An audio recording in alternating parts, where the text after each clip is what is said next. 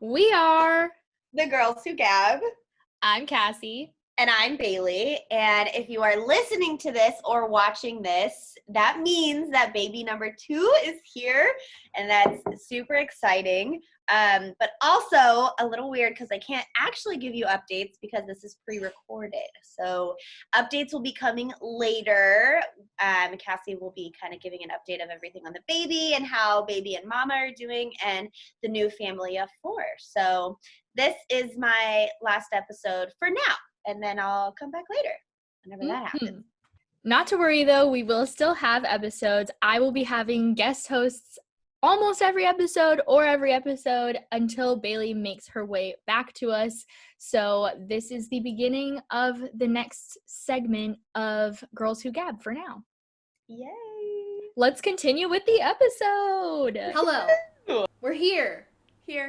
We're at my house. That never happens. We've only done one episode in the entirety of Girls Who Gab. Have you really? On this couch. What? Because we normally record at Bayley's, but we're back in my couch. It's such a great couch. I love this couch. It's very nice. It's from Living Spaces, if you're curious. Who are you? Hi, this is my friend Kelsey. Hello. Introduce yourself. I'm Kelsey. I have been friends with Kassie since about high school, so we've known each other for many years. Too many. Don't ask. Yeah, no, we're not going to say that many years. My 10-year anniversary is this year. Dude, mine is next year. Ooh. I hate that. Yeah, same. Feeling the same. I do teach literature. I teach world literature specifically, which is a little different than English literature. So English literature is a little bit more focused on Western canon, and I like to say old dead white men. Obviously, that's an overstatement, right? But in general, that's pretty much it. Yeah.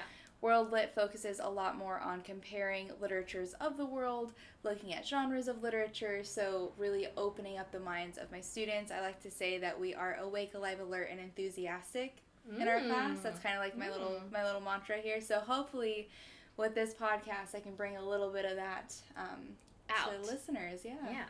Fun. I'm excited. Yeah. This episode makes me really nervous. Me too, honestly. Like, I didn't really want to say, like, where I teach fully. No, yeah. Keep it. I don't say where we live or anything. All right, on cool. The podcast, yeah. But she teaches at a university. Yes. Yeah. In America, in SoCal. I teach college-level students. Yeah.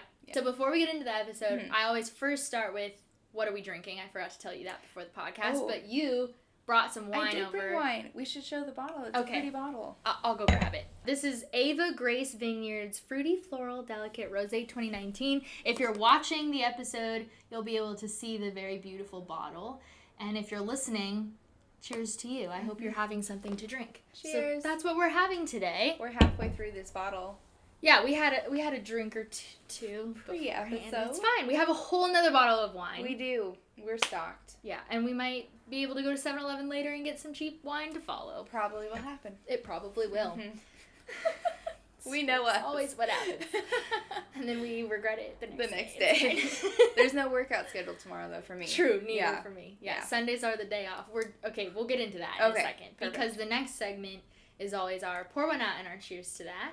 Is yours cheers the same as my cheers? Probably. I think it is. Okay. So our pour one out. Do you want to start? Do you want me to start? Sure, I can start. Okay. Yeah, so my pour one out is I have followed 2 recipes this week, and each recipe turned out horrible.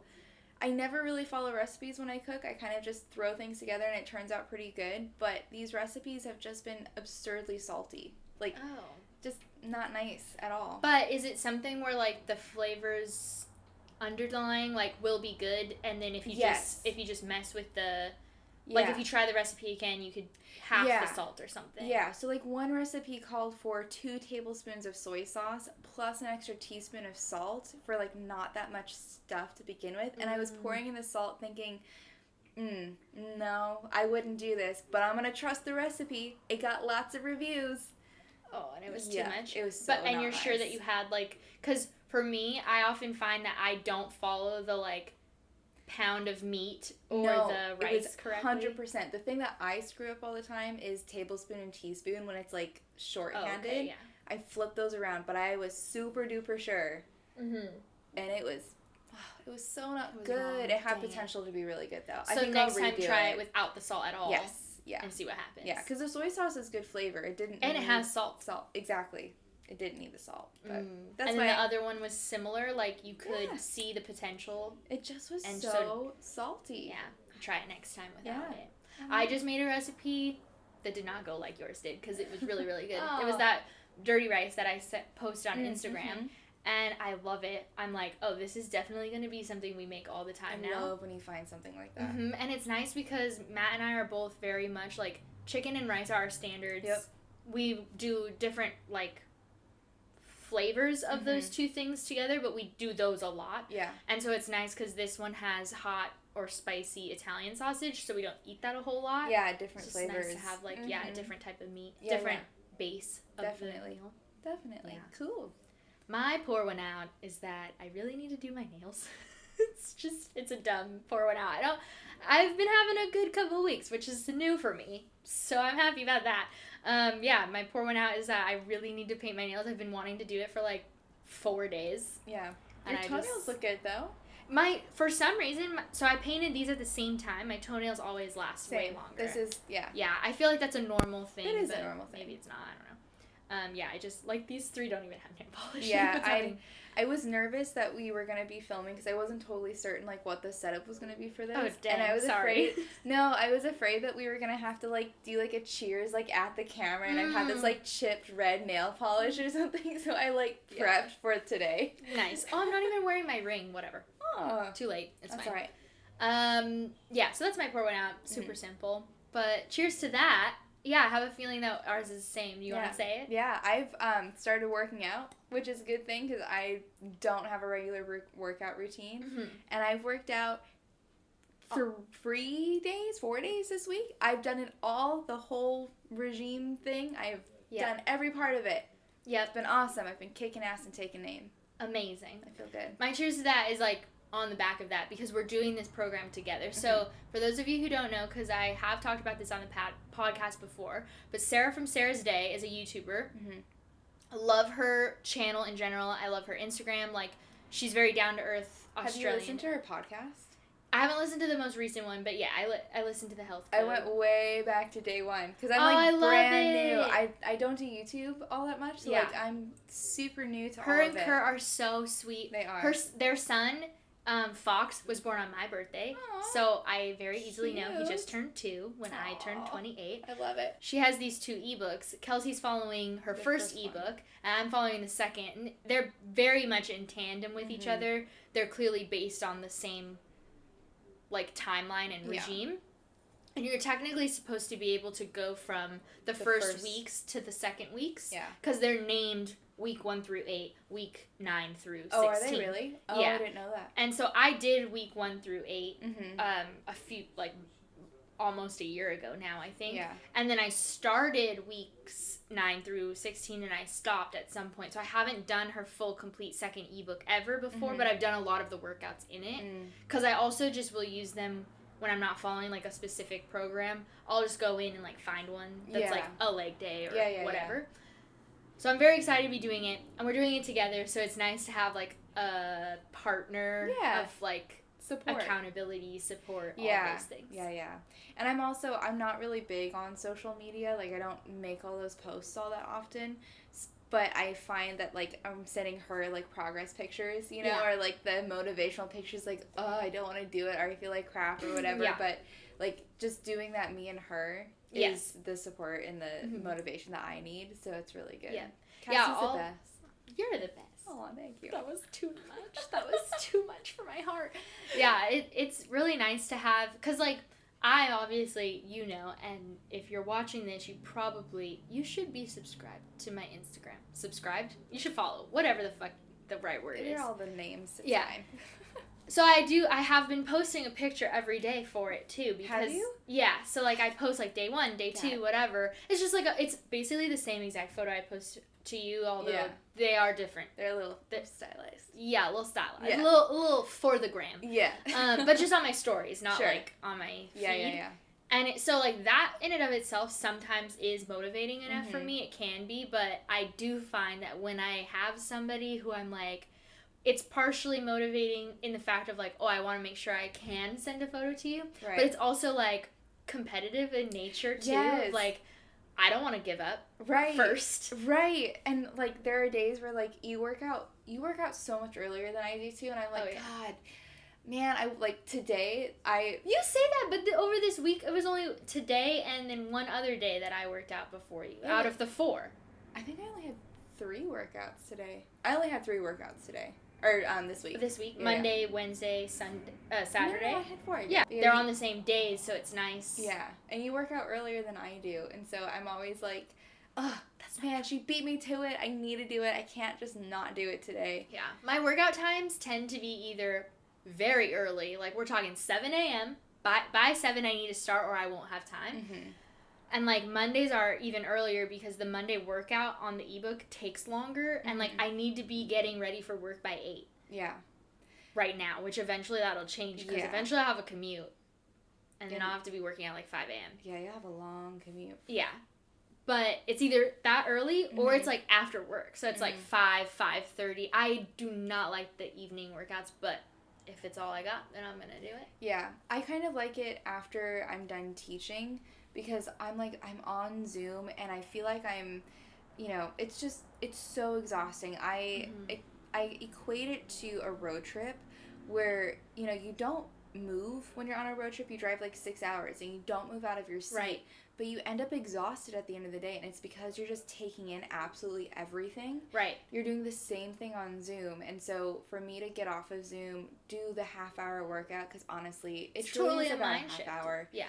Take the quick shower, and then go back on the computer and just do some grading or planning. Mm-hmm. Like, that's a really good break Yeah, for me. it's a nice reset and everything. Even, especially because I forgot that you do have to, even though you're done with classes, obviously you still have computer time. Right. And you have long days as a professor. It's actually really crazy because I remember thinking like, man, maybe I should be a professor because the hours in class are really not that long. Next semester, I'll be done teaching by 10:45 Monday through Thursday, and I don't teach Fridays. So my technical workday is done at 10:45. Right. I start like at 8 to 10:45. Yeah. So it's like a 2.5 hour. But then you think about all the actual work that goes into the behind the scenes stuff. Yeah, I have like 120 students next semester, and so that's 120 papers that I grade multiple times throughout the semester, not including like discussion posts or group work and then lesson planning and all the things. Stuff. Obviously with those backgrounds, you have this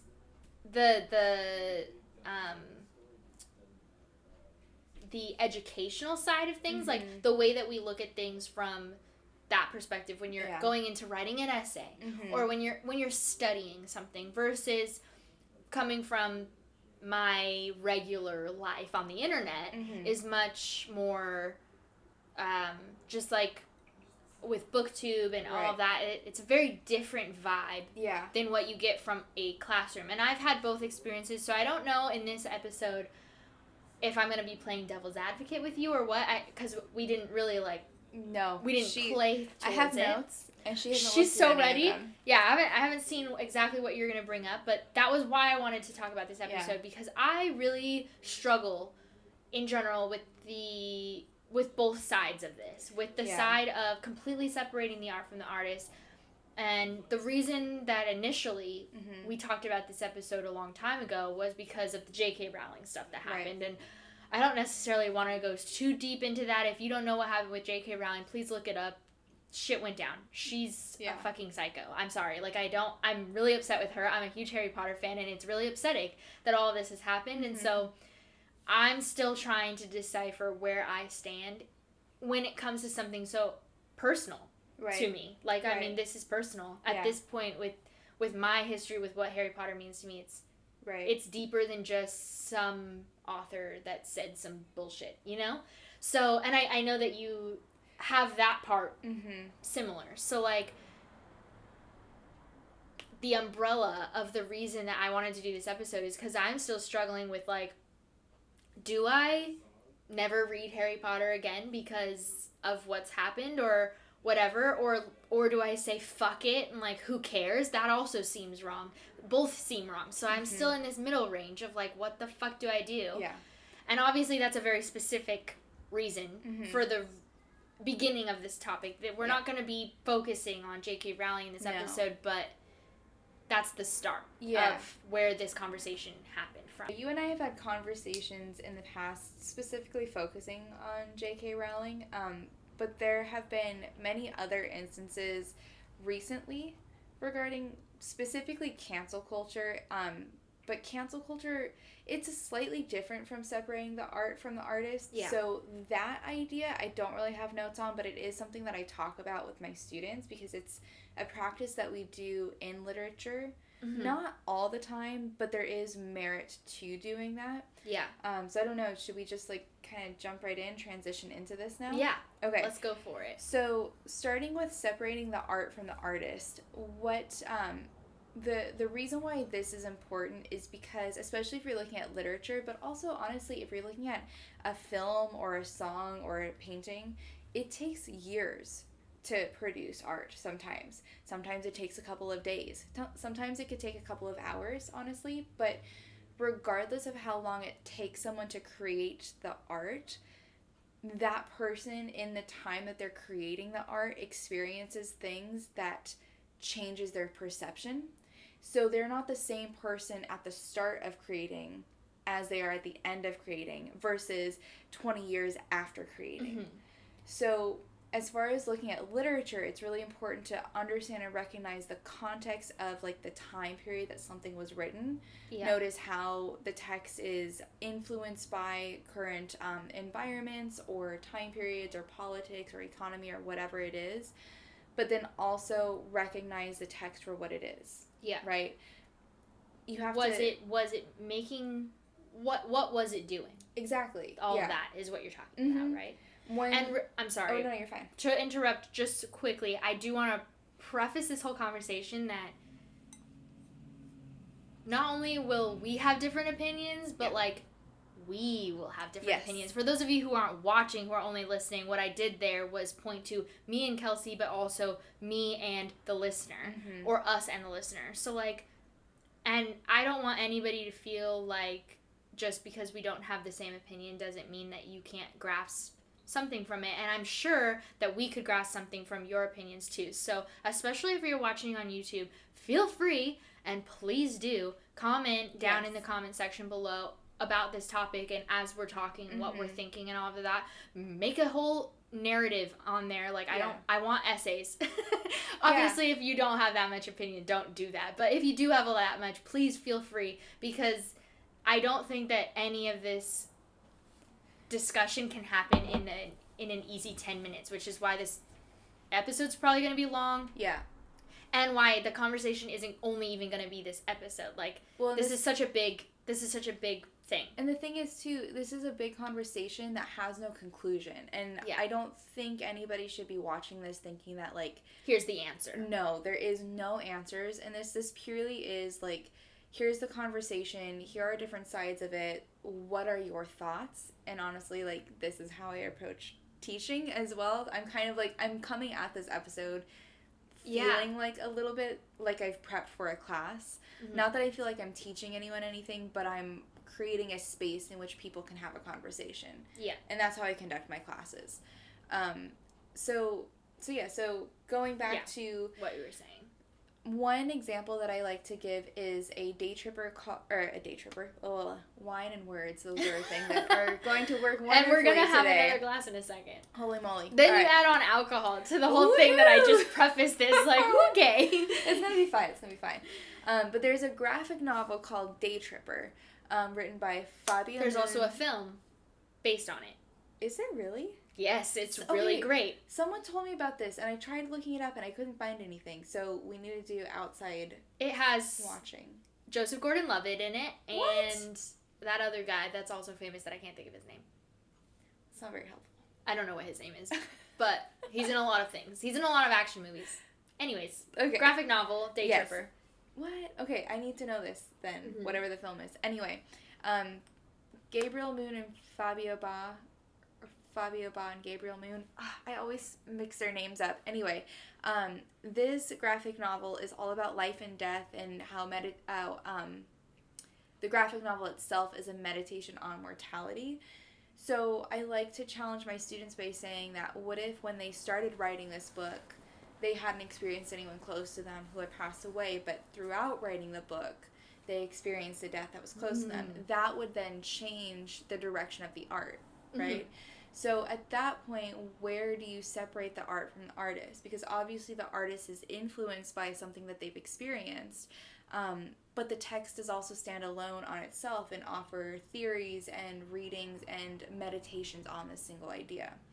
So there's an argument for both that I think is important, and I'm going to get into all of the sides here. Great. Okay. So I have lots of This pages. is the most... I'm not surprised because Kelsey's also a professor, as we've talked about, but this is the most prepared anybody has ever been for an episode on Girls Who Gab ever, including the hosts. We do not do this shit. I was so excited. I'm so ready. Set up with my printer and my highlighters and post-it notes. This was great. Okay, so I'm going to be citing a lot of articles and reading from these articles, using them to kind of create the platform for the conversation. I'm going to set it up so that you and I can kind of discuss with the article, because there are some things that are said that I kind of disagree with. Okay. Some things that I think are interesting just to contemplate, and some things that I think are valid points. The sources that I'm using are a little bit more liberal sources, just for all of the listeners and viewers out there. Like, this is the material that I'm using. Obviously, especially with cancel culture specifically, there are right-wing news sources that cover it in a very different way. So that's a whole other part of the conversation that I'm going to not quite get into. This could be a whole, series, honestly, of things. So we're going to attempt to make this not just crazy long. Give you something to think about, to chew on a little bit. So I'm quoting from the New York Times and CBS News mostly, as well as TED Talks. So to start with, we have the first article, which is called "The Long and Tortured History of Cancel Culture. The public shaming of those deemed moral transgressors has been around for ages. As practiced today, though, is the custom a radical form of citizen justice or merely a handmaiden to capitalism?" That's a very long title. It is. It's written by Kassie Mentioned. So if I pronounce names incorrectly, that is not my one downfall, but like a very prominent downfall when I'm talking about things. This was written on December 3rd, 2020. Please look it up. I think I can send you links to things, send and me we the can thing maybe and I'll like put it link in the them, description because box or the show notes. Honestly, fascinating. Like, this is a full history of cancel culture, starting all the way back in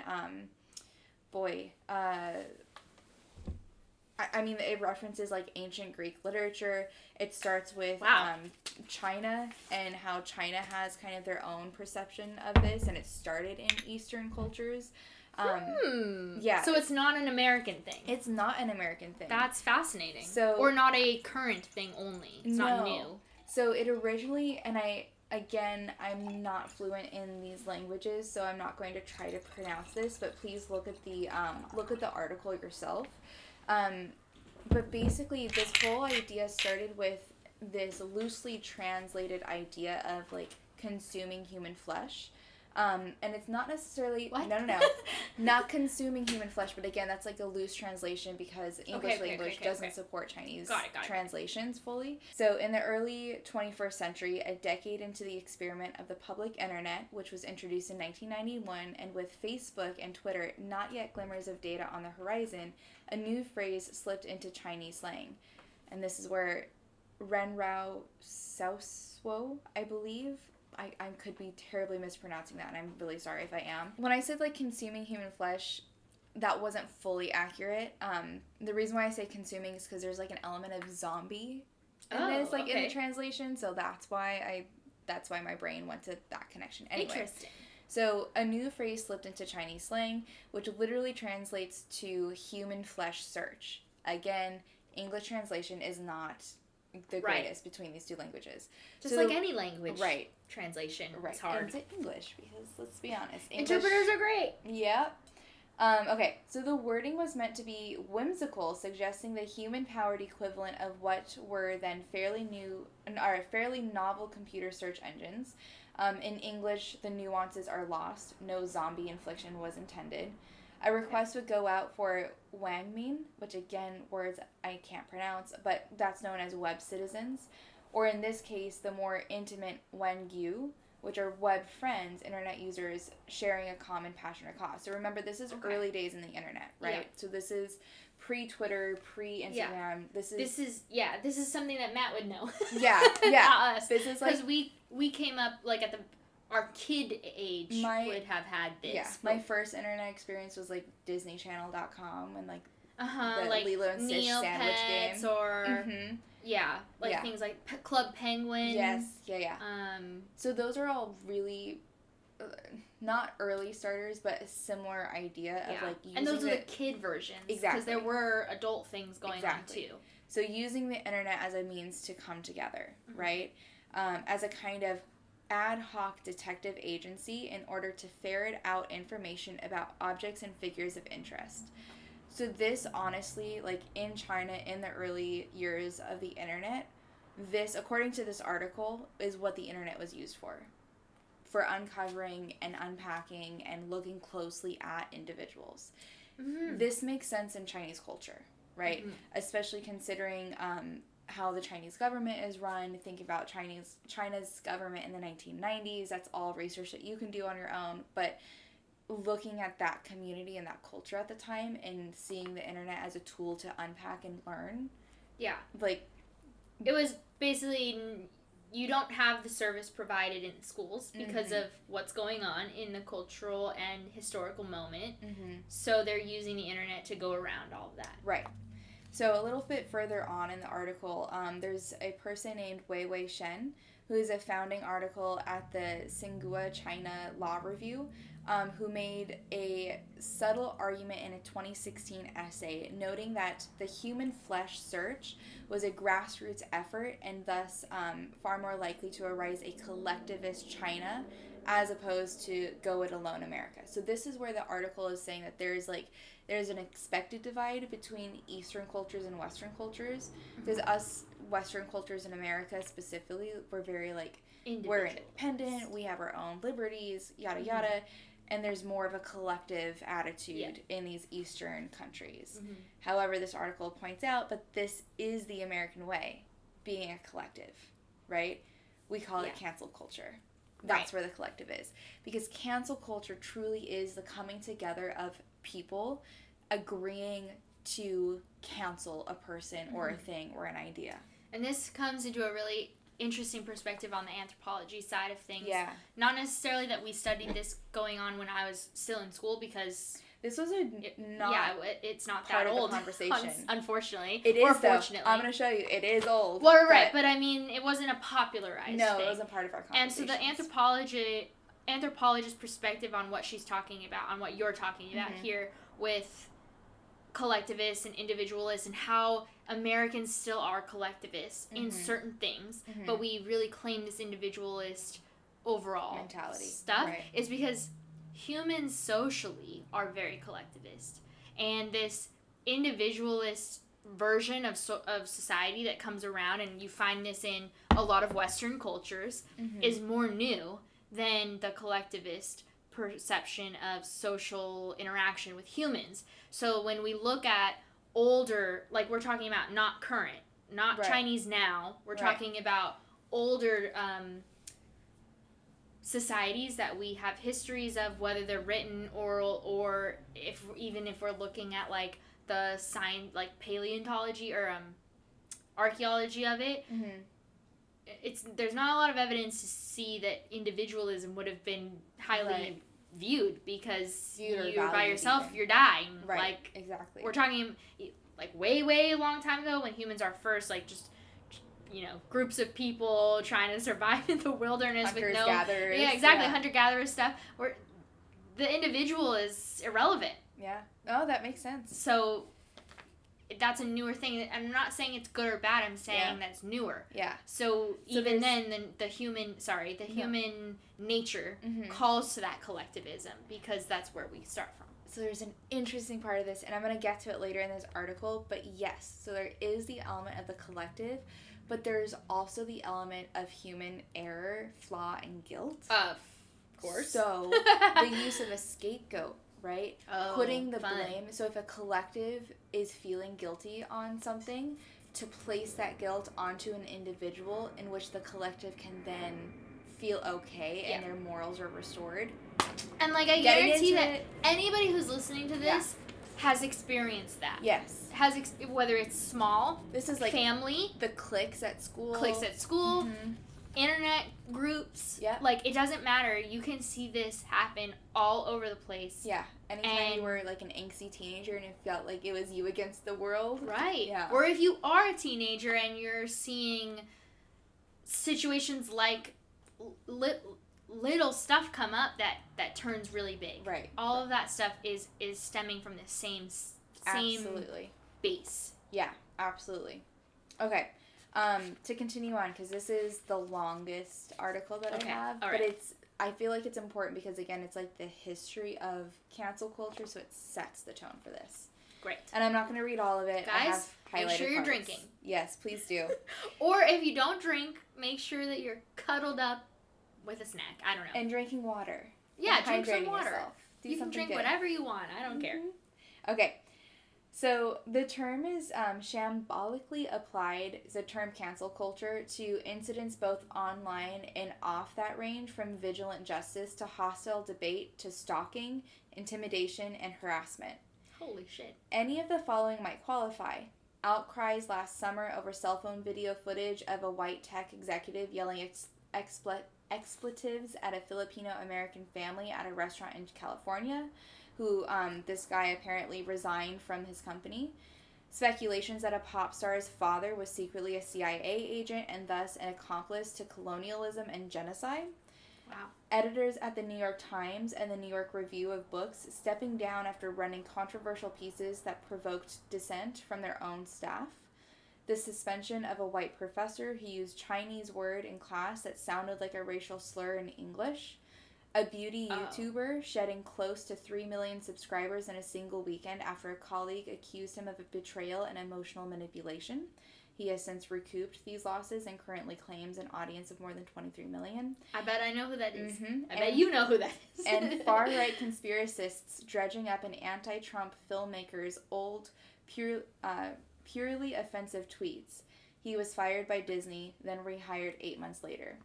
I also think I know who that is. What's interesting about this article is it doesn't name the names at this point, but like you automatically might know who they are. Yeah. At least some of them, if not all of them. Yeah. So all of these are examples of cancel culture in action, and I'm sure as I read some of those, and if you recognize them, some of them you were like, yes. Mm-hmm. Some of them you might have just heard the situation and maybe you thought, but why?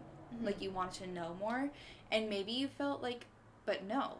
Yeah. And there's an interesting topic too that I don't know if we'll specifically touch on because I think that it's really nuanced and I think that we're not the right people to even talk about it. But I want to make sure that it's highlighted, is that there's also a discussion going on about cancel culture and how basically white people in power, they're not getting canceled. I mean, think about, again, I bring up JK Rowling for this reason because it's a perfect example of this. Like, she's not canceled. Mm-hmm. Everybody and their mother, when we're talking about publishing, when we're talking about anybody who's not promoting it as an individuals, but talking about like big companies, still promoting her shit. She has a whole fucking land in 2 different areas in America alone. Right. Like, are you kidding me? Right. So she's not getting canceled. She's still making plenty of money. So there's an argument there of like how cancel culture hurts people of color more than it hurts white people. Yeah. Especially when we're talking about from American lens.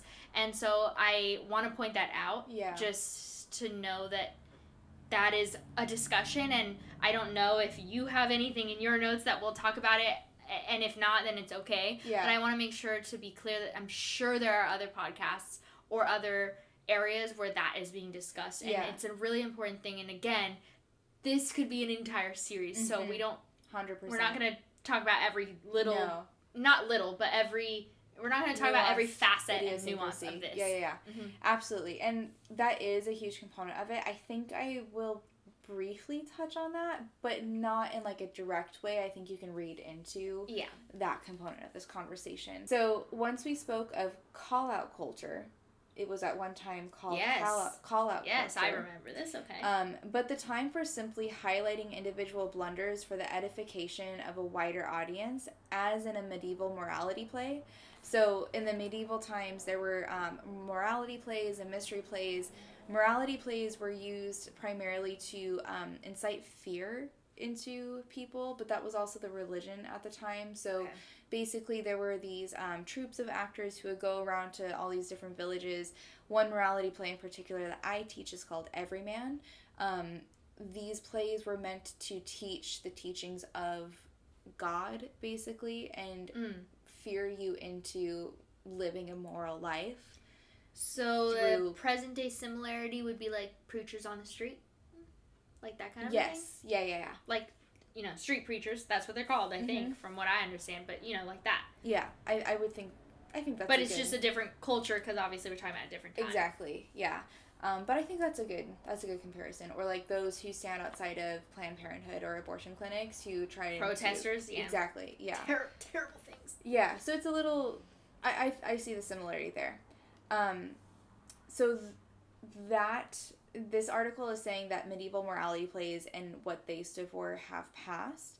And remember, the morality plays was used to educate people on the morals that you should be living. Okay. What call-out culture and cancel culture are doing are not necessarily teaching the morals, but they're using an individual as a scapegoat to teach these morals. I see. Right? Okay.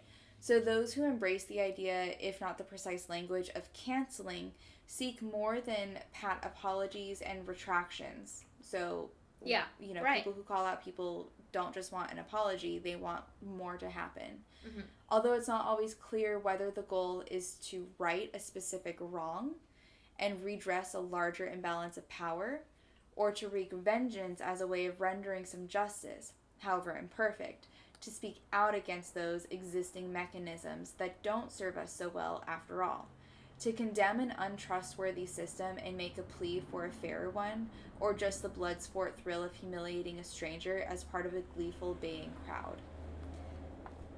So this is big. This is really interesting too, because I feel like, and this is totally individual perception, my experience has been I've seen both ways. Yeah. And in different situations, one could be more of the other.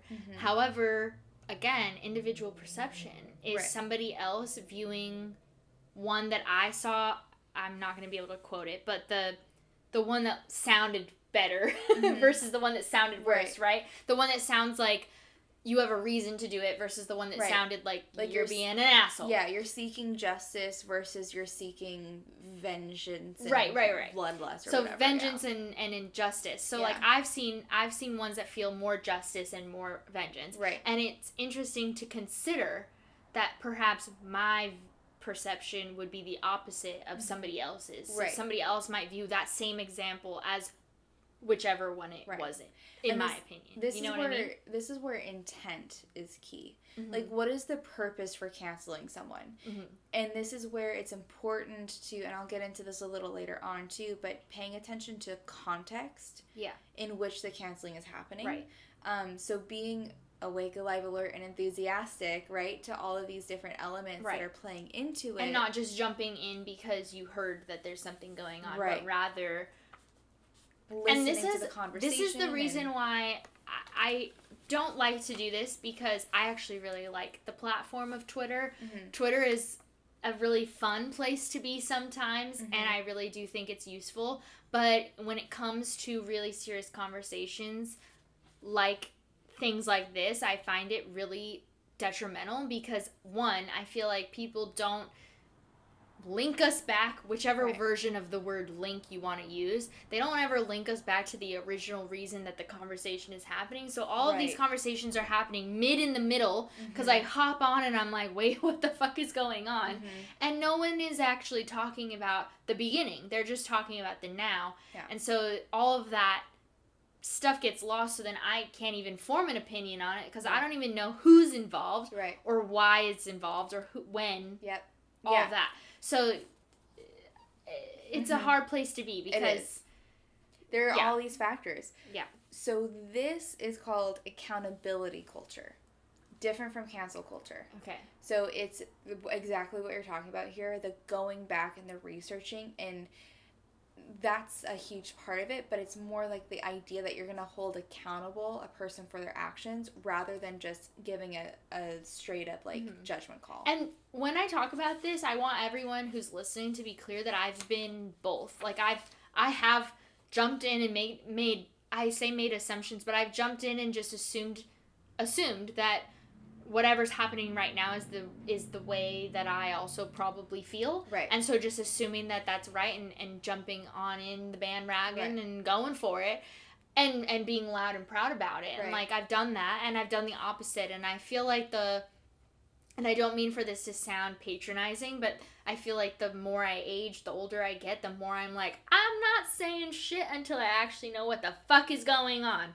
Because I don't want to, frankly, I don't want to jump in until I know, unless I know. Not until, unless I know what is going on. So I think that, no, I think you're right there. That is something that does come with age and experience, and having been part of conversations and watching progress evolve through conversation, and having been at the forefront of those conversations, listening to what others, have said, but then also witnessing a version of cancel culture when someone says something in the era of progress, but it backfiring, right? Because of something else that happens, right? Because there are always these... And there's all new things that happen every 5 seconds, especially with the internet.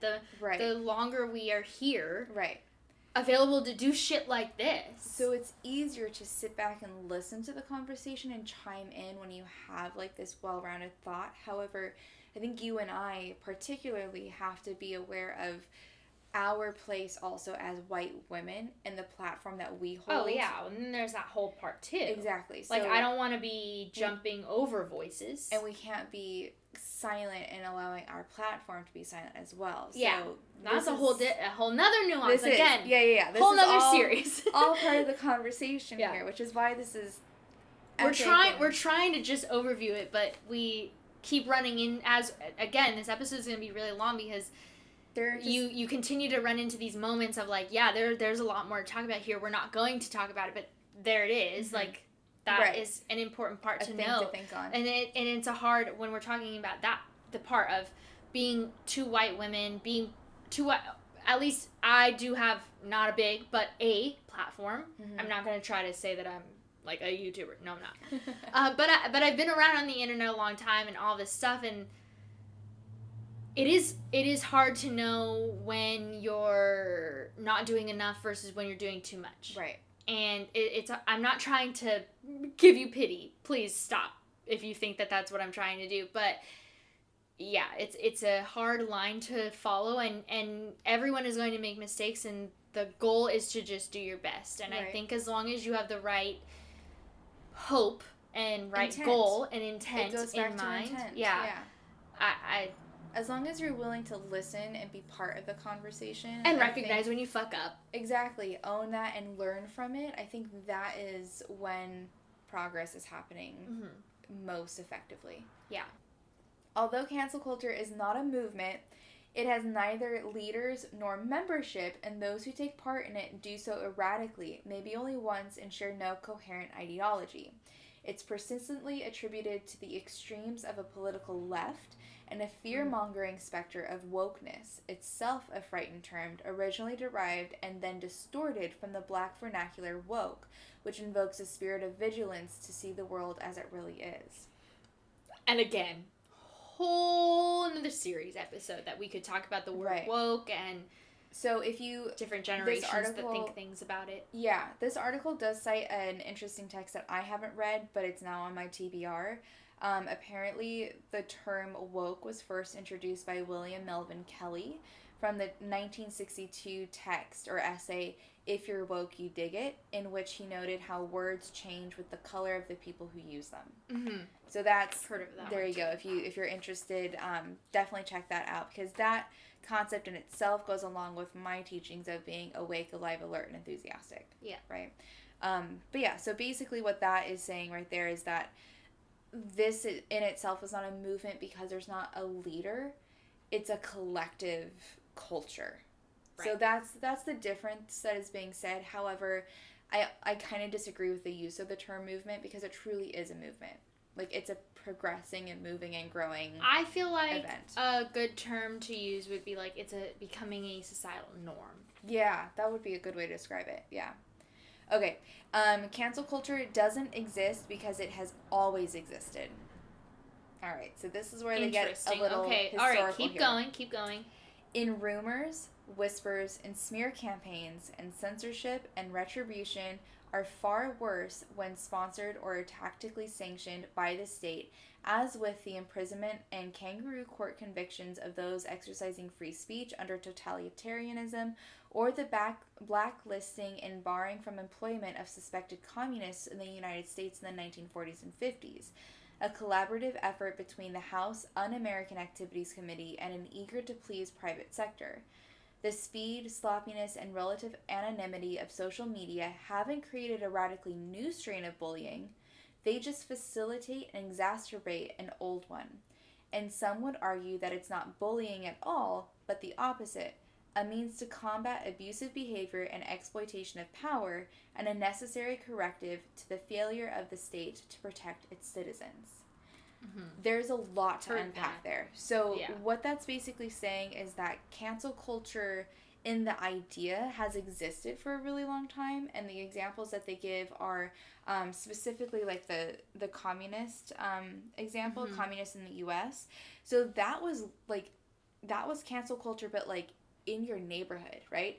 That was people spying on people and tattletaling on people and to the government and saying, hey, I think my neighbor is a communist, and then them being sent to and subpoenaed to the court. Right. You know, and so, and in effect, they were being canceled. It just was happening on a lesser scale, not to lesser the experience, but like there's not the social media following, there's no headlines that are necessarily about it. Pre that. Right. It makes me curious if that shit was going on. It 100% was being talked about, because there are news articles and you can look up YouTube videos. I actually just taught one the other day, Bertolt Brecht, who his last name is Brecht. He is a playwright who just did fascinating things in the world of theater and drama, if you don't know. But he was subpoenaed for this un-American communist trial thing that was going on at this time, and he wasn't even American. He was just in America because he left Germany to seek sanctuary. Right. But yeah, so that was still a headline, like, interesting. Just as a different perspective. And I've read a couple, of course, fiction, because that's mostly what I read. But there's been a few historical fictions that I've just recently read that have been that. So if you follow my YouTube channel, then you might know what I'm talking about. But they're all over the place. And so there's obviously in the fiction world, but also in the history, there's this, like, the China scare and, like, basically communist scare. I mean, we just recently watched a whole season of, what's that show called with Tommy in it? Peaky Blinders. It starts in the 1910s all the way up until we just recently hit the end of what happened in the 1930s here. World War I? No, the Great Depression. Thank you. It like starts the Great Depression. So like we go through a lot of time, right? 30 years, or 20, whatever, and they talk about, like, the communism scare of England, because the show takes place in England, and it was a big moment. It was a big moment, and so all of that, it's really interesting to think about how social media would have played a role if it had existed then, because at that time, the only social media you had was a newspaper. The radio. And the radio in certain parts, but even back in the 1910s, I don't think the radio No, was a like, regular. Yeah, that was like having like that was like a rich big people screen thing. TV in yeah, your home. yeah, that was rich people folk. That was not like the general American or the general English person or whatever. So it's a really fascinating concept to think about too, of like how different it is today because of our technology advances. Just on a slight tangent, totally off topic of all of this, but thinking about radios. So, do you know the story of like H.G. Wells, I think it's War of the Worlds, right? War of the Worlds. So, how just absolutely bonkers is that? And like, just to go off of how significant the radio was in people's lives, people tuned in to an episode. Okay, give you the context. Yes. So, H.G. Wells wrote War of the Worlds. If you've seen the Tom Cruise movie, you know what I'm talking about. So, War of the Worlds is a movie about aliens coming down to Earth, and they basically are creating a war. War of the Worlds. Hello. It was initially a book published by H.G. Wells. Right. Way, way early. Right. It's a terrible book. Don't read it. It's awful. I tried it, and I DNF'd it, so whatever. But anyways, when that book was written, H.G. Wells, I think he is the one who narrates it, but if it's not H.G. Wells himself, they basically take the first chapter. They do like an audiobook. And they do an audiobook on the radio. They just read it out. They did not preface it. They didn't do anything. They just read the first chapter of this novel about aliens coming down to Earth. And this happened in the 1920s, I believe, or the 1930s. It's one of the two decades, I forget which, but it happened in the 1920s or the 1930s, around the same time of the Great Depression, etc. And people thought that it was real. Right, like they were terrified that something was happening. It sounded like a newscast. Yeah. And that's just, I mean, you can equate that still to social media, and like how you just you read a headline or a caption or something, and you just take it for truth. Yeah. And you're like, oh my god, this is happening. And we sound a little bit like we're doing the fake news thing, and it's not that. I don't think either of us agree with the idea of just never trusting. No, but it's news, more, but it's not taking it for face value. Yeah, you need, the thing is that with today's world, how politicized we are, especially here in America at least, you can't just listen to one thing. No, and that's why you need to be aware and do a little bit extra. Right. Unfortunately, it's not a good thing. And that's why I prefaced what I'm talking about today by citing my sources and letting you know that these are not right-wing sources. They are, I think that I have like one BBC article that is, I think, slightly more neutral and center aligned, but it's still on the left side. Yeah. If you haven't guessed my political standing at this point, I think maybe now it's you known. would venture to guess mine if you've listened to the podcast more than once. So Kassie and I are great friends, so we agree on a lot of things. But yeah, so it's an important part of being awake, alive, alert, and enthusiastic. Cancel is a consumerist verb, which I found a fascinating just little mini statement there. So cancel is a consumerist verb, almost always involving a commodity or transaction. Readers cancel magazine subscriptions, studio heads cancel TV shows, bank tellers cancel checks to show that they've been exhausted of value. To me, what this means is that it's almost suggesting that what we are canceling as the collective, we're viewing as a consumable commodity. So these people that we're canceling, it subconsciously at some level, based on what this is saying, like they're something that we're consuming, just as we like consume magazines and we consume various other things, that we can just say no, cancel, end subscription. Text no if you want to receive no more text messages, right? Like, yeah, you have that ability. And so that is fascinating just in the way, and I don't know if that's necessarily like a specifically Western culture ideology, but like, yeah, I don't know. The fact that we view these people that we're canceling as commodities, or the art that they're producing. I was just going to bring that up because the most cancel culture thing I have a history of is mostly authors and books. Right. Authors and books. It doesn't just have to do with JK Rowling. Right. There's plenty of other ones who have come up, but... And you might be thinking, well, yeah, I mean, you buy a book, you go to a bookstore, you buy a book, that in itself is a commodity. Right. But going back to our conversations we've had in the past about Harry Potter is more of a nostalgia, right? Like, it's the thing, at least for Kassie and I, we grew up with the books coming out. It shaped our lives. It shaped our friendships. It shaped our conversations. Like, it became an integrated part of ourselves. And so if we're canceling that, I'm going to make up a word here, I think. Commodifying. That's not made up. Okay, good. It's a real word. We're commodifying that nostalgia and that part of ourselves. Yeah.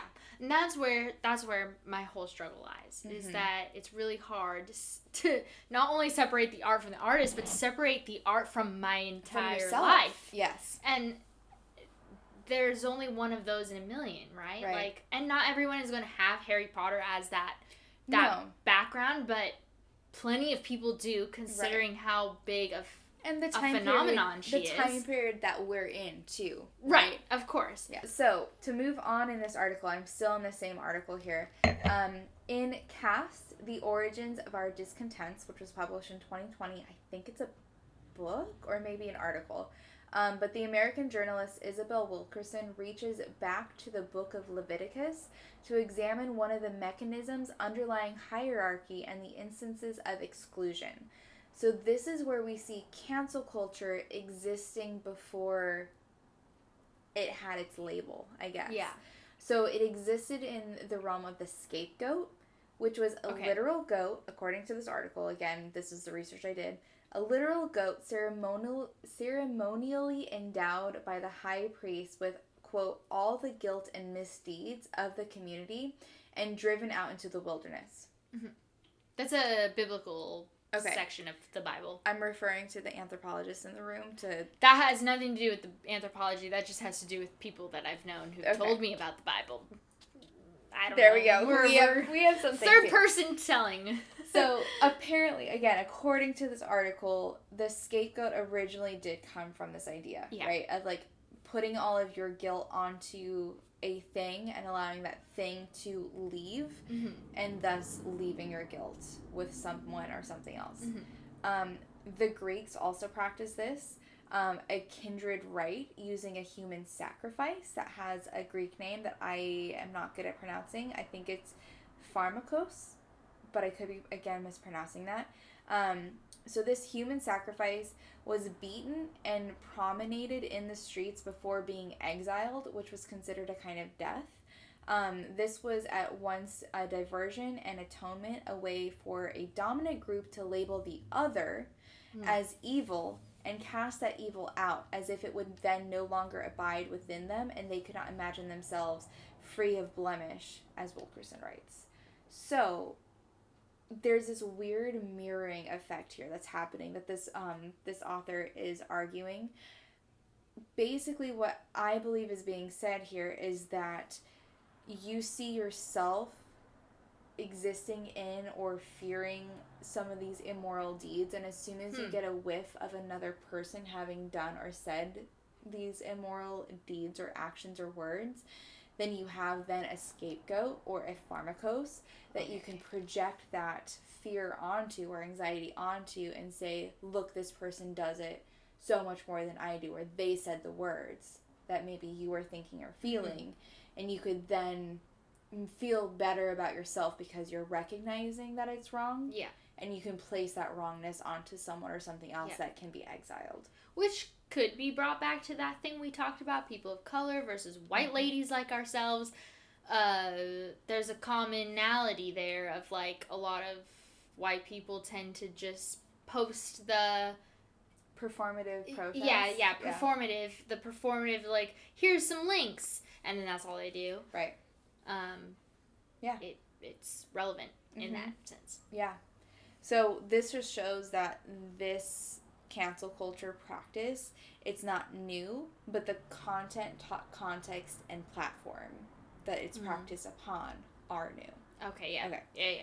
So the modern scapegoat performs an equivalent function, uniting otherwise squabbling groups in enmity against a supposed transgressor who relieves the condemners of the burden of wrestling with their own wrongs.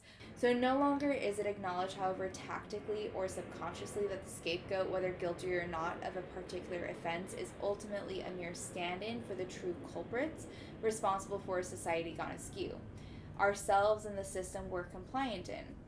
Instead, the scapegoat is demonized. Bottle 2. Continue.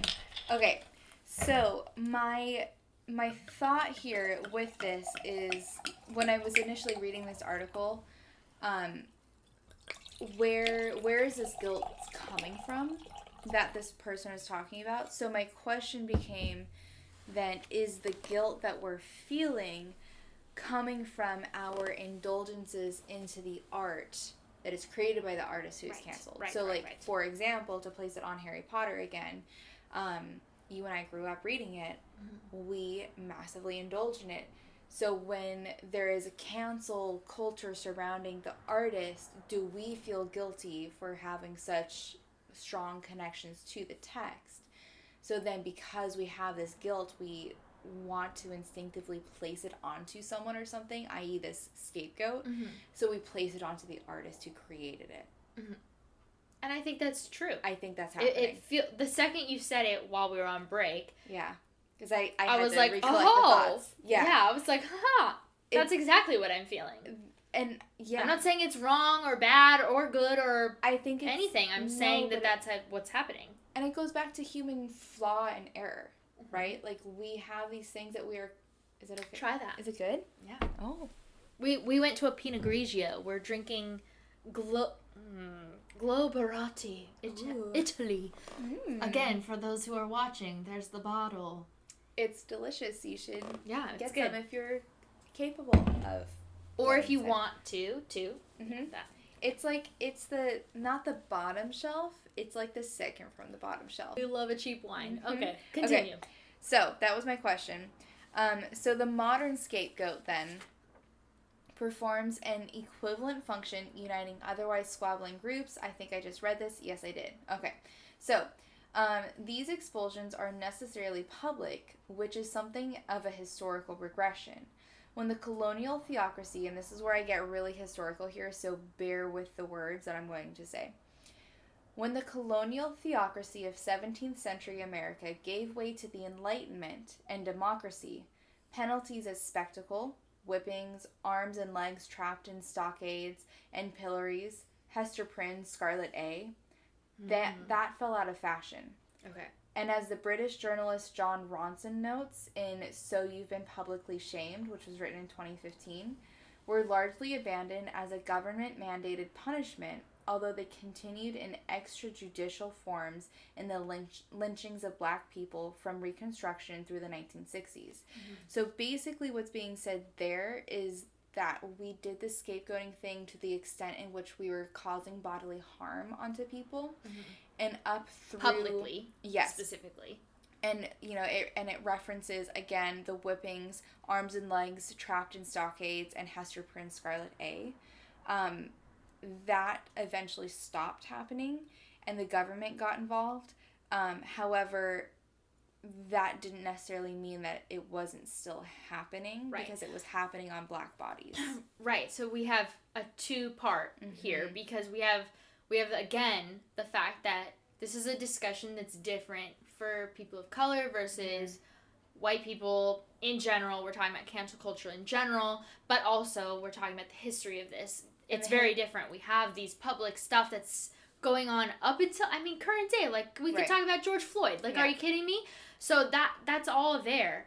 And we could talk about that. And again, we're trying to just overview this. And unpack it. Right. For the lack of time and for the trying to get through everything. But there is that part. And then on top of that, the aspect of the fact that it went private, it doesn't mean that it stopped happening. No. Even when we're talking about just generalizations and not getting into the ethnicity and race aspect. But just because it stopped happening publicly and deaths and torture stopped happening publicly doesn't mean that we haven't had laws currently made, like recently made, about terrorism.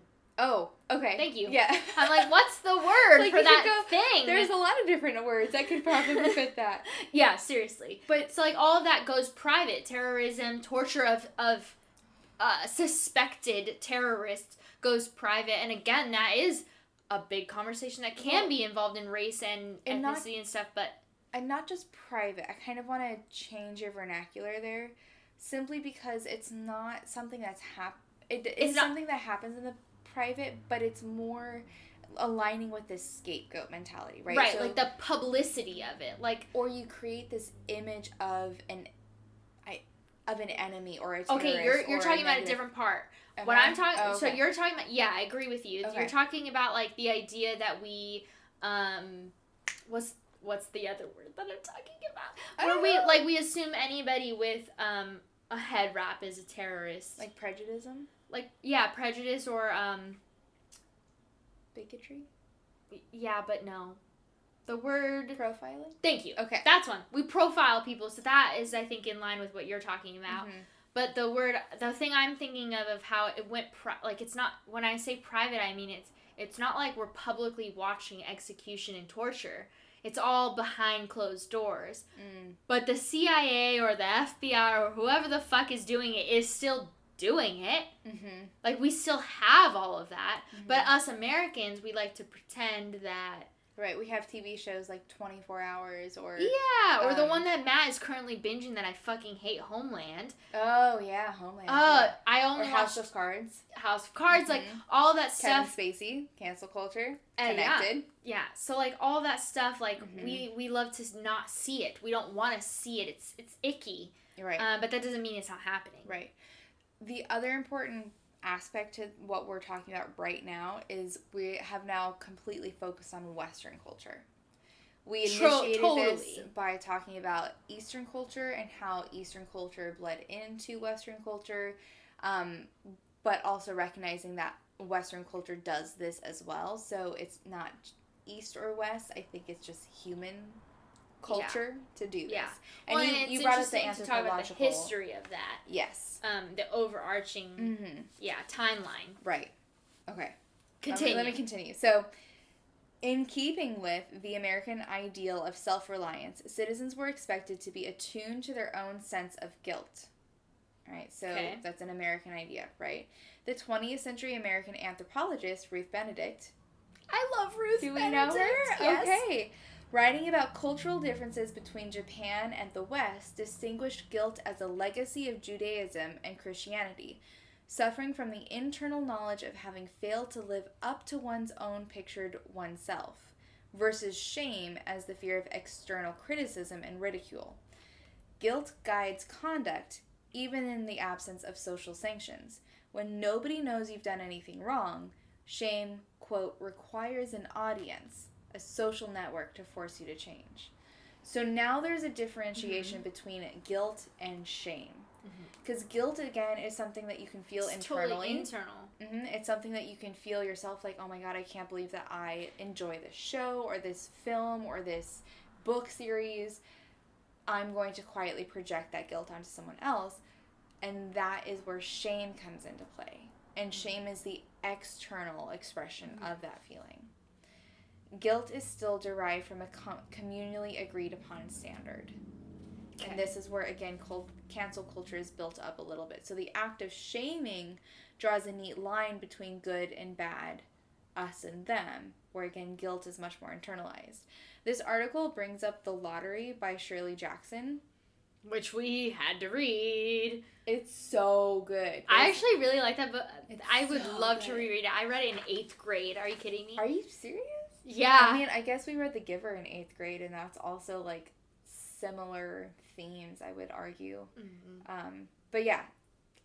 It also, there is, I believe, because I've taught this, like, a year and a half ago, pre-COVID, there is a black and white film version of The Lottery on watched YouTube. It in 8th grade. If you haven't watched it, it's on YouTube. You should watch it because, you should be aware of it. So the sheer arbitrariness of some of the targets of cancel culture, singled out among many who might have committed comparable sins, often neither public figures nor possessors of institutional power, but utterly ordinary people before their swift, simultaneous degradation to infamy.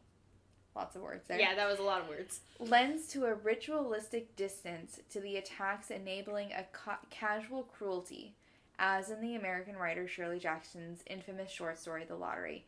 So basically what's being said here is that what is happening to people who are being canceled is severe, right? Like, if you were to imagine yourself in a situation where you've put yourself out there, you've created a work, you've done something, and you've said something, and then all of a sudden you have a slew of people attacking you and picking out these things, that is damaging, right? And I can easily understand why somebody would dig their heels in and say, no, I'm fucking right. I've done that in my personal life. As a kid, are you kidding me? That was exactly my personality. Right. I did something wrong and my parents are going to call me out on it. Are you fucking kidding me? I'm just going to make it worse. Yeah. I'm going to make it worse and get grounded for 2 weeks instead of 1 day because I refuse to admit I did anything wrong. I mean, we definitely were very different children. Yeah, we were. But that was my personality. We're very different adults in that situation too. Yes, true. And like that was my personality, and so I can understand why we see insert celebrity here do the same, because I was the same as and I'm not going to try to argue that I'm not the same as an adult. Like, I haven't... You are. I am exactly the same. You are. A boss tries to tell me that I did something wrong, especially when I think I didn't do anything wrong. Whether I did or not, it's irrelevant. Right. Honestly, in this case. And so, like, I can understand, I can see it from that point of view, even if I disagree with their reasoning. Yeah. I've learned so much from Kassie as far as, like, my rights as an employee and as a person. Like, there's for those who listen to Kassie and watch her stuff and do all the things, I mean, like, we have this conversation minus the highlighted notes, but like over sushi, like over a span of like 3.5 hours. Like this is our conversation, and I truly I learned so much about injustices that I just sort of accept. Because I'm not a person to dig my heels in. Right. I'm not a person to do that. And I think when I say dig my heels in, sometimes it's a really good thing. And sometimes it's really not. And so you can play that card either way. And I think there is a significant point. The reason that I brought it myself is because my personality is very much dig my heels in. I refuse to accept anything I did wrong. I don't like to apologize. I don't like to say anything. And so that can be really detrimental if I actually fuck up. But there's a catch there, though, because, yes, it can be detrimental, but the difference is your ability to recognize when there's been a fuck-up to learn from that and progress from that. And I like to hope that I am a person who can do that. And we all have flaws, the reason and there are some things we don't learn. Course. But... And the reason I bring it up is because even though I hope that I am a person who really, really can recognize, if I really do fuck up, I hope I can recognize and change or whatever. But I'm saying that I can still also, at the same time, recognize why a person who did fuck up, did do something wrong, whichever celebrity you want to mention, and why their reaction is immediately to say, I haven't done anything wrong. Right. Fuck you. Yeah. Because that's my personality. That's exactly what I would do. Unfortunately, like, I'm not saying this is a good thing. It's not unfortunate. It is a good thing. It depends. Because if we're talking, like, coming back to JK Rowling, and I know that I didn't want it to be specifically about her, but, like, coming back to her, the way that she has reacted, the way that she's reacted to people calling her out on her transphobic opinions. She decided to completely dig her heels in and write an entire book about it. Like, are you kidding me? Yeah. She wrote an adult book about a trans, we're putting it in quotes because it's not a real trans person the way that she wrote it.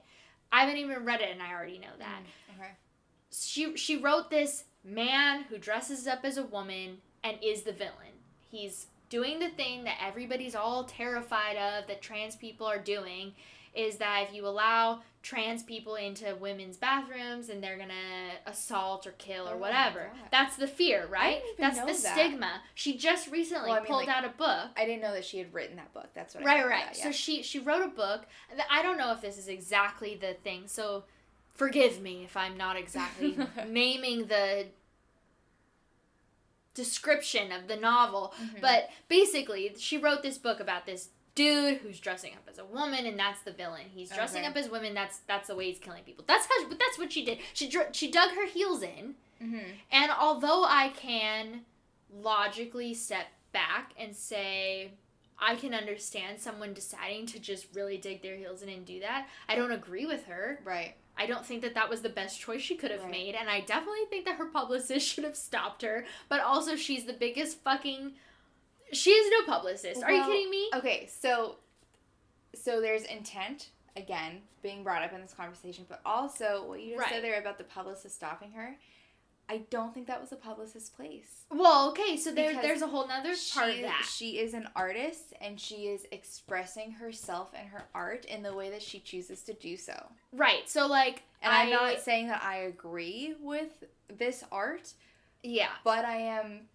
And she probably did have somebody telling her, like, maybe not the best choice. And she just went, fuck you, let's do it anyway. Because if you run into people saying, no, let's quiet this voice, you're bordering on censorship there. Right. So then that's a whole nother, again. Right. This is where this conversation is so rounded about. Yeah. The reason that I brought it up in the first place, again, is just to say that even though it can be a really good thing to say, no, I refuse to... When we're talking about, like, my personality of digging my heels in, like, there are good things about that. And I agree with what we're talking about in our personal lives of how I think some people can do really well to learn more about, like, oh, that's really not okay. Whatever. Like, that's something positive that can come out of that personality type that I am.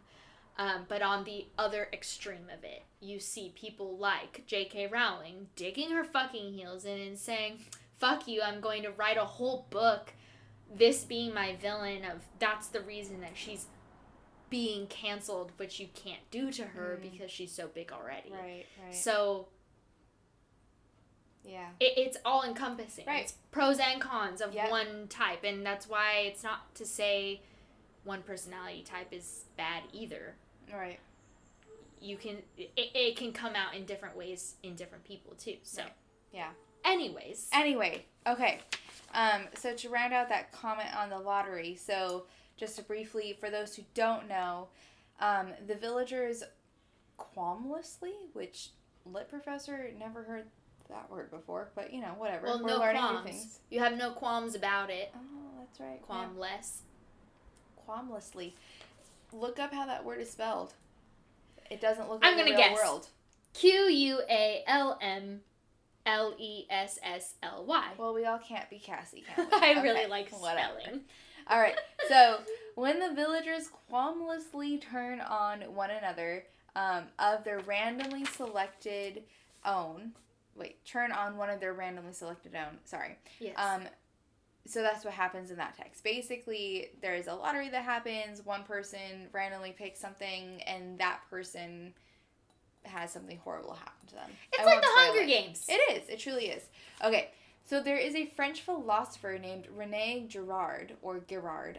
Girard, I think. Girard, okay. I'm pretty sure. Who wrote In Violence and the Sacred, which was published in 1979, that, quote, the very fact of choosing a victim bestows on him the aura of exteriority. The surrogate victim is not perceived as he really was, namely as a member of the community like all the others. So, to justify vindictiveness, you can't recognize yourself in those that you denounce. You have to believe, as Taylor writes, that they really deserve it.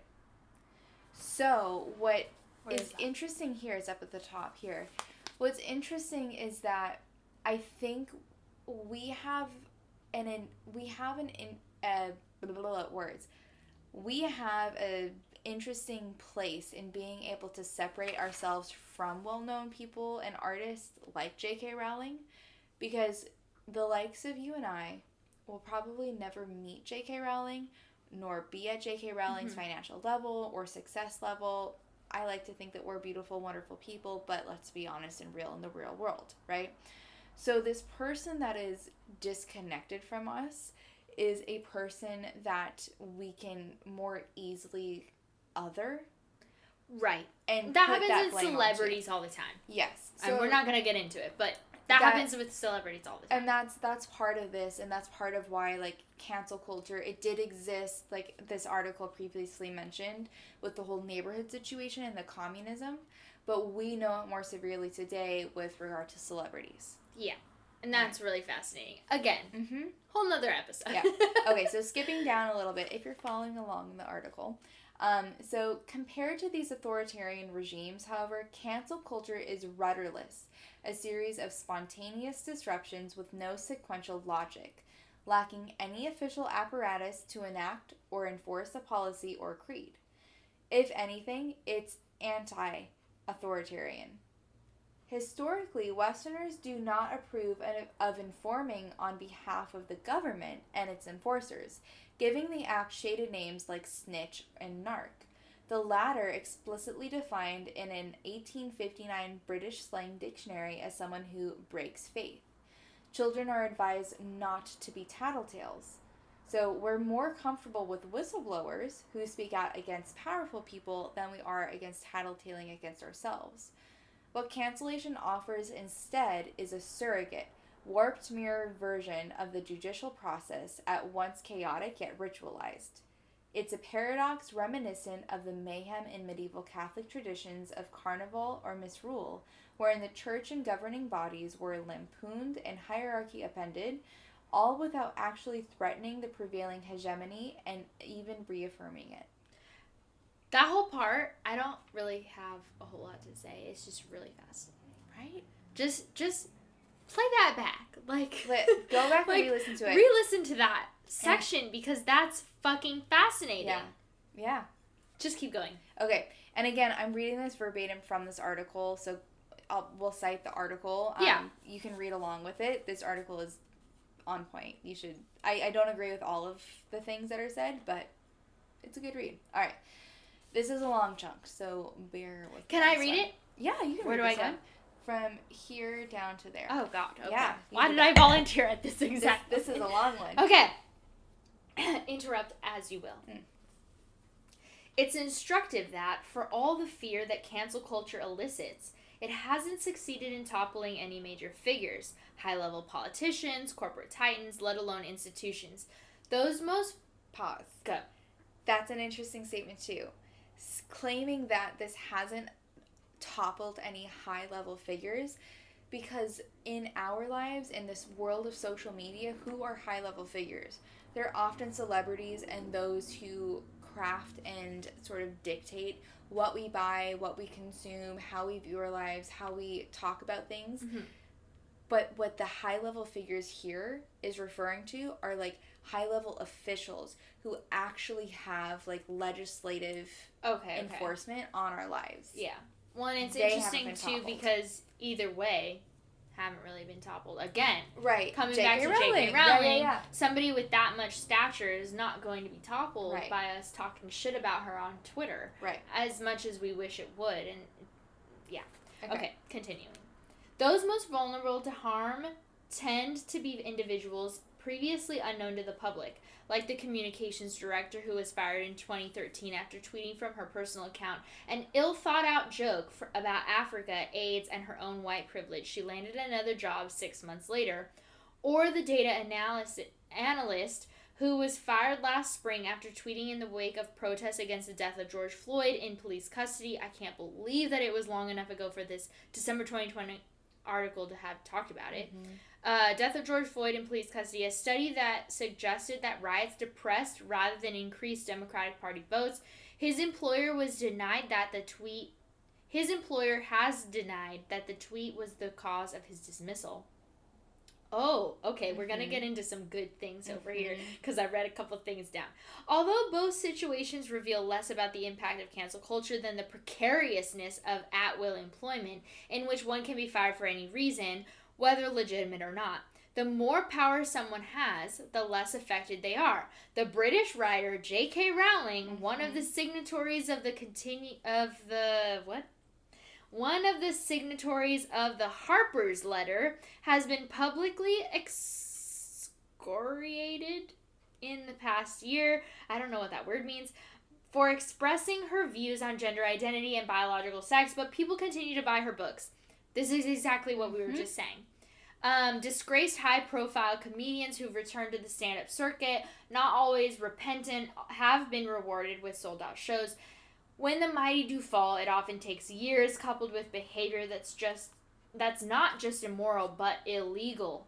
The studio head Harvey Weinstein was indicted for crimes not canceled. Mm-hmm. Yeah, exactly. Yep. In a 1972 conversation with the French theorist Michel Foucault. Thank you. Say it again. Michel Foucault. Thank you. The French philosopher Benny Levy. Sure. Then using the nom de guerre Pierre Victor. Pointed to the example at the end of World War II of, quote, those young women whose heads were shaved because they had slept with the Germans, unquote.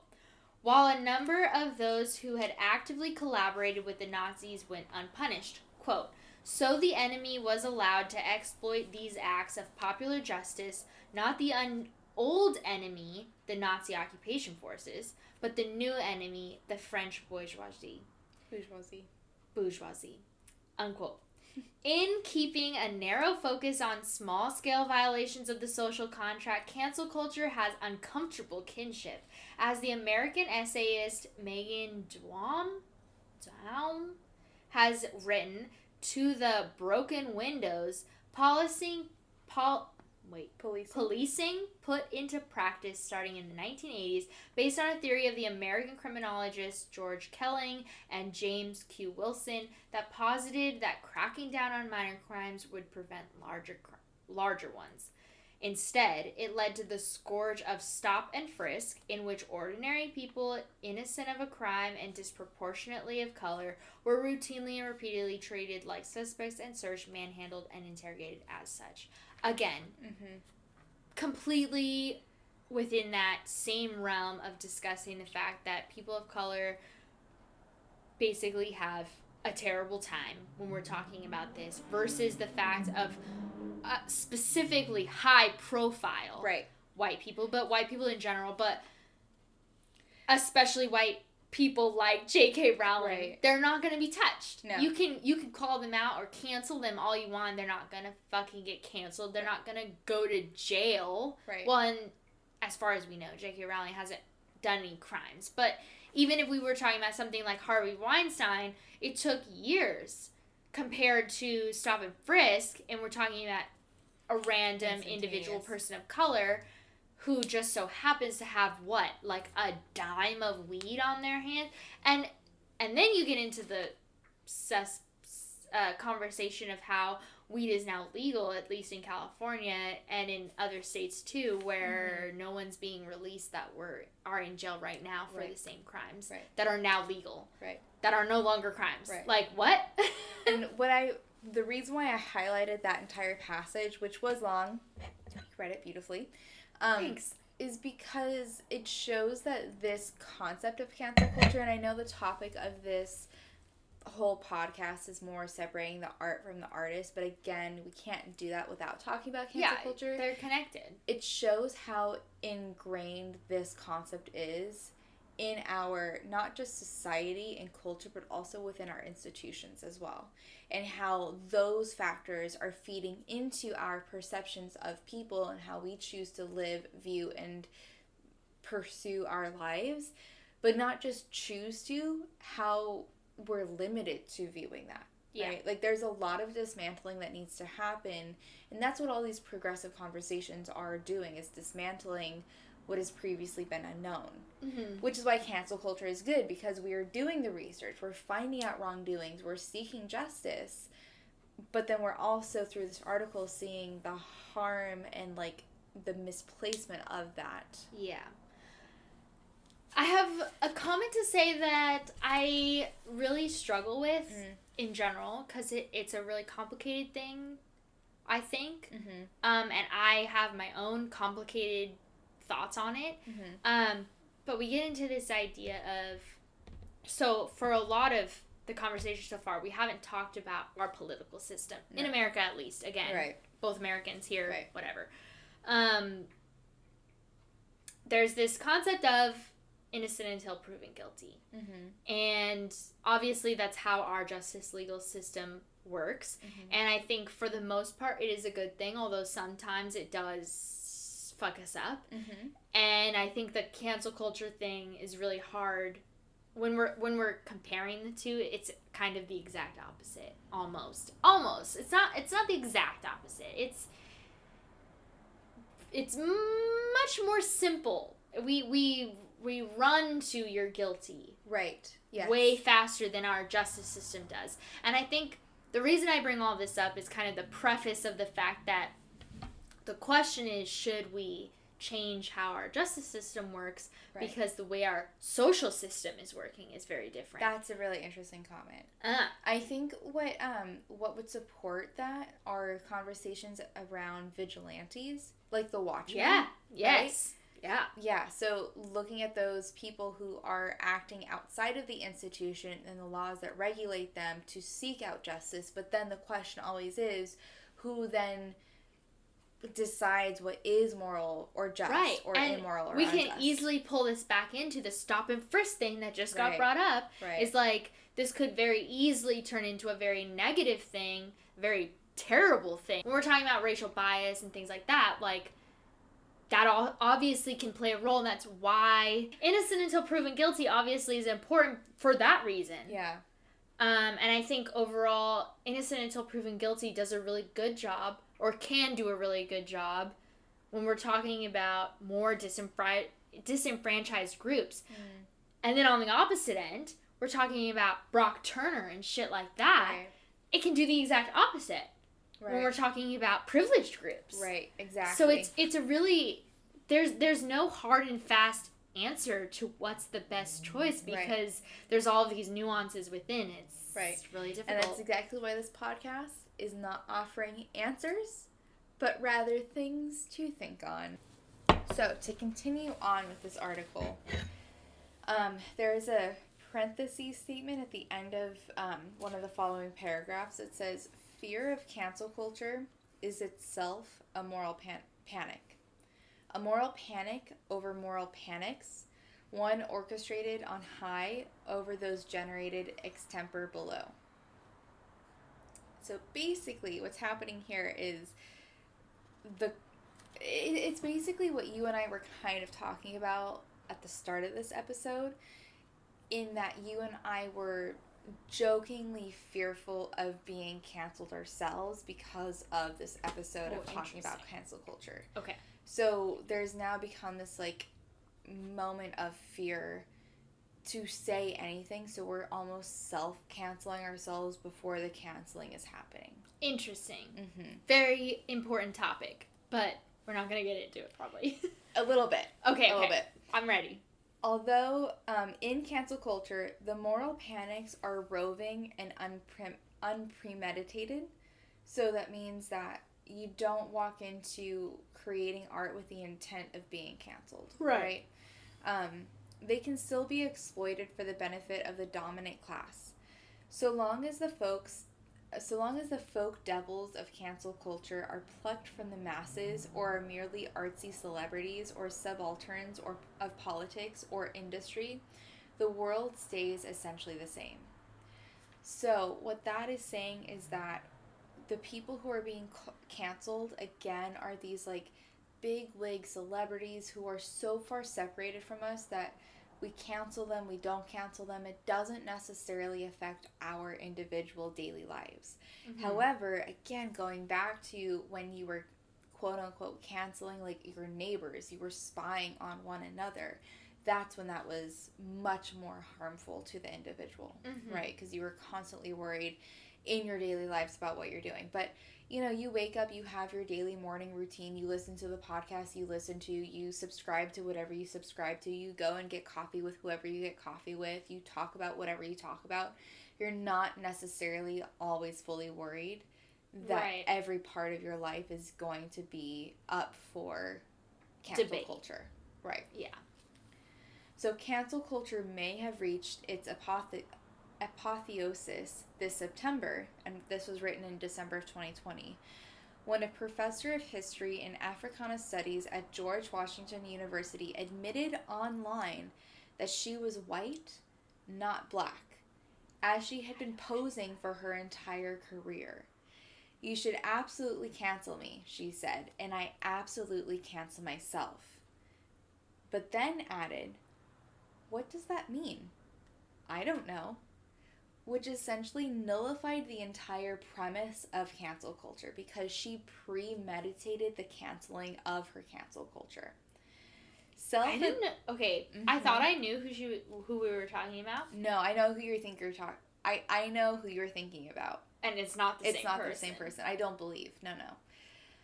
So self-abasement was tendered, but no concrete action was taken. She affirmed the importance of cancel culture as a necessary and righteous tool for those with less structural power to wield against those with more power. So again, the average individual being able to take charge of who should have the spotlight versus those who shouldn't, right? Instead of taking them to court and having a legislative, institutionalized system work against them. Yet insisted, I can't fix this. As if she could embrace accountability without actually doing anything to alter her actions. As if she had no power to remove herself from power. Only after the university began investigating her public statement did she resign from her tenured position, nearly a week later. Tenure and a week? Holy shit. I don't know who that is, Yeah. What? Yeah. George University. I know the university. Again, I think it's fascinating that, like, no names are mentioned throughout this entire article, except for, like, those philosophers and theorists. And and JK Rowling. And JK Rowling.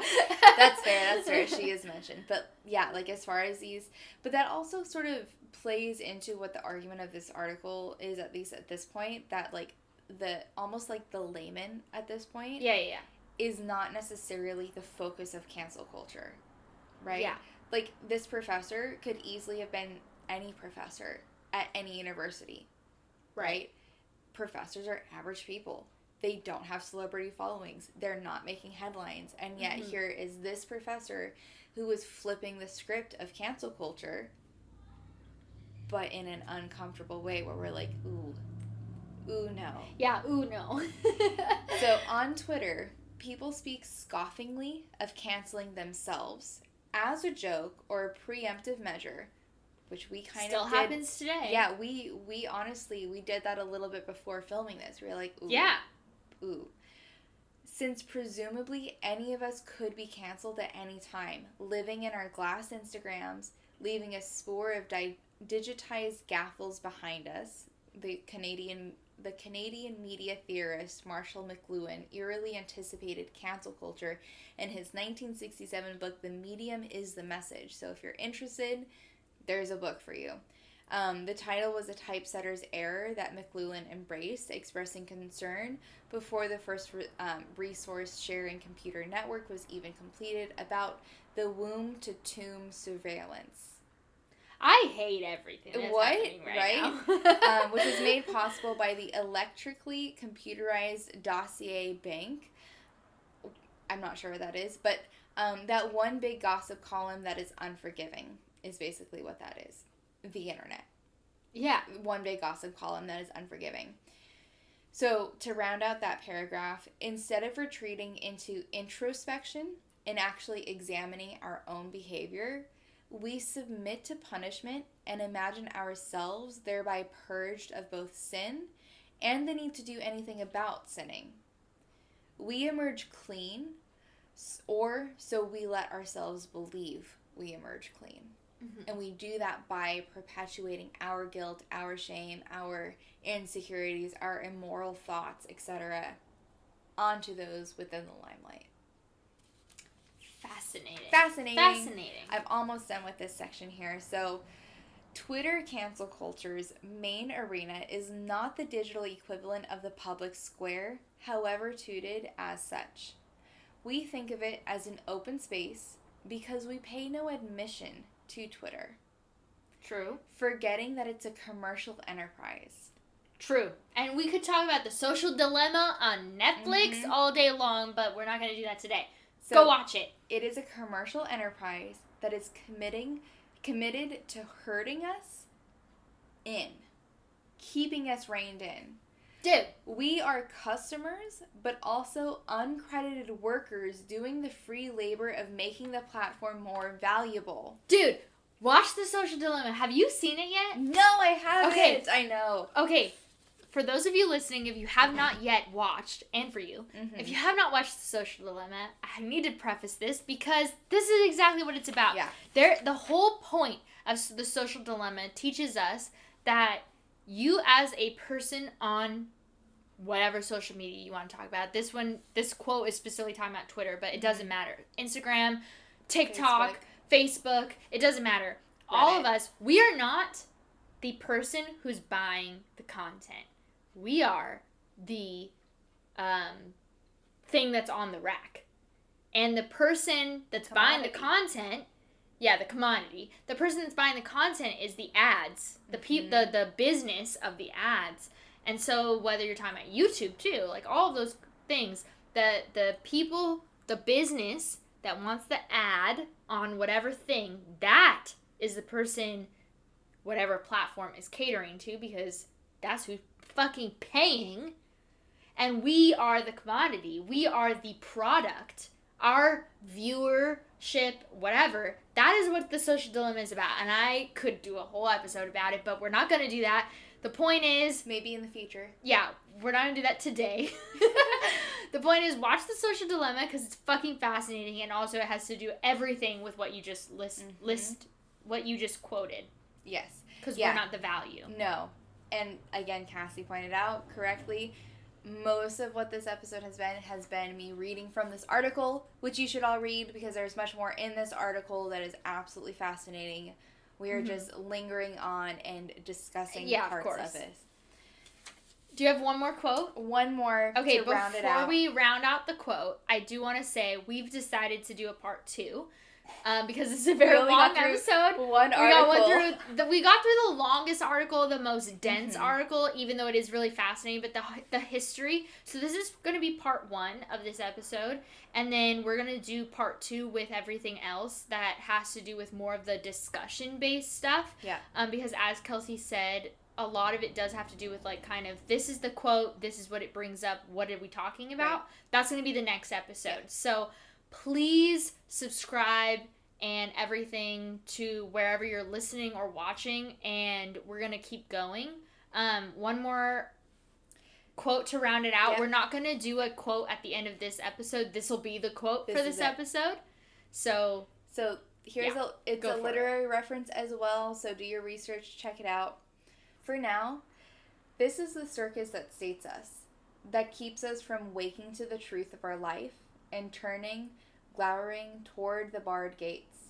We burn our effigies, forgetting that they are actual people like us, as our overlords look on from afar, brows knitted but not quite worried, not yet. Still, these, quote, modern kings, social media, would do well to remember that in Sophocles' telling, Oedipus doesn't run from his fate. He begs for exile to heal his people. He cancels himself. Interesting. Again, talking about your intent there. Exactly. Intent, but also follow through at that point, with that last quote being about Sophocles and Oedipus Rex. If you don't know, read Oedipus Rex or Oedipus the King. It's a short play. It's fascinating. Or read a review. Or, it's fine. Yes, absolutely, 100%.